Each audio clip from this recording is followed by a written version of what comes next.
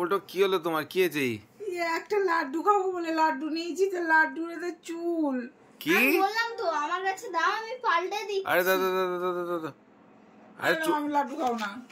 চুলটা ফেলে দিলেই হয়ে যায়। সেই যেটা চুলটা ফেলে দিই। আরে যে কোনো খাবারে চুল দেখলে খেতে ইচ্ছে করে না, একদম খেতে নেই তো।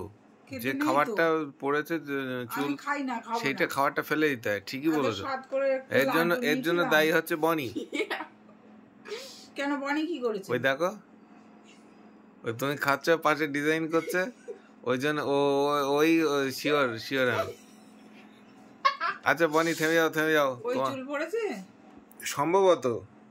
তুমি শিওর তো? হ্যাঁ শিওর। সমস্ত চুল কিন্তু নামিয়ে দেবো। না বনিকে ন্যাড়া করে দেবে নাকি? একদম চুল বাঁধে না, সারাক্ষণ ওরকম করে ঝাড়টায়, আর সমস্ত খাবারে চুল পড়ছে। চুল বাঁধা আমার পুরো। বল্টু না তো, না বল্টু খেতে পারলাম না কিন্তু আমি। আচ্ছা তুমি এ নাও ফ্যানটা খাও না, লিমকা খাও, লিমকা খাও। এ নাও ফ্যানটা আছে তোমার জন্য, এ নাও। দাও আমার কিছু লাগবে না। এ নাও আরেকটা ফ্যানটা আছে। দাও। এই দেখো আরেকটা।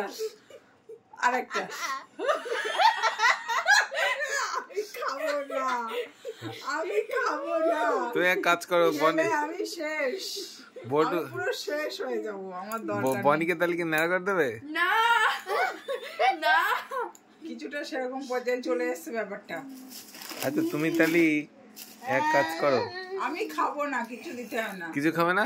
না, আবারও যা দেবে তাতেও আবার সেই একই জিনিস থাকবে। আমার সন্ধ্যাবেলা আছে কপালে খাবার দাবার নাই। তাহলে বনি ন্যাড়া? না ওকে ঠিক আছে, তাহলে খাবে না তো কোনো।